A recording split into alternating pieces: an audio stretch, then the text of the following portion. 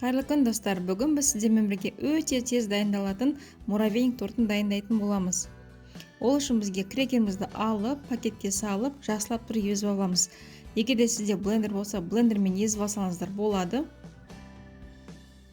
Езіп болғаннан кейін үлкен ыдысқа салып,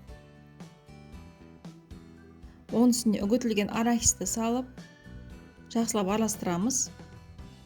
Енді креміне вареный сгущенканың үстіне маргаринімізді құйып, жақсылап араластырамыз. Араластырып болғаннан кейін крекер мен арахистің үстіне саламыз. Жақсылап араластырамыз.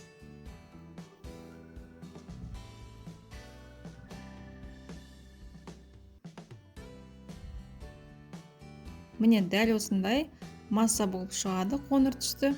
Және де жабысқақ болу керек.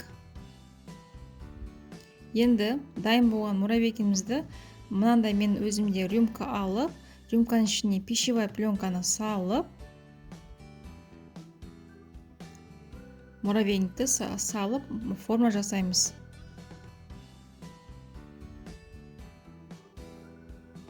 Салғаннан кейін нығыздаймыз. Міне дәл осындай әдемі форма болып шықты.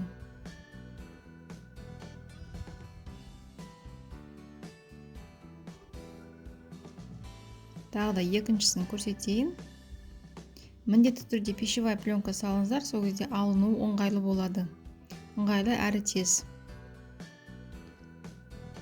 Нығыздауды ұмытпаңыздар.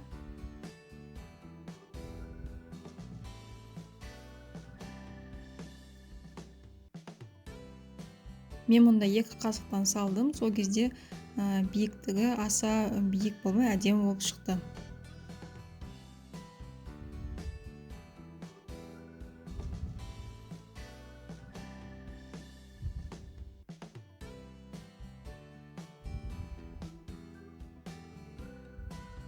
Мінекей дайын. Дәл осылай барлық муравейникті істеп шығамыз. Муравейникті әртүрлі формада істесеңіздер болады. Мен мұнда тек қана бір ғана рюмканы пайдаланып осындай формада істеп шықтым. Сіздер домалақ ішінде істесеңіздер болады.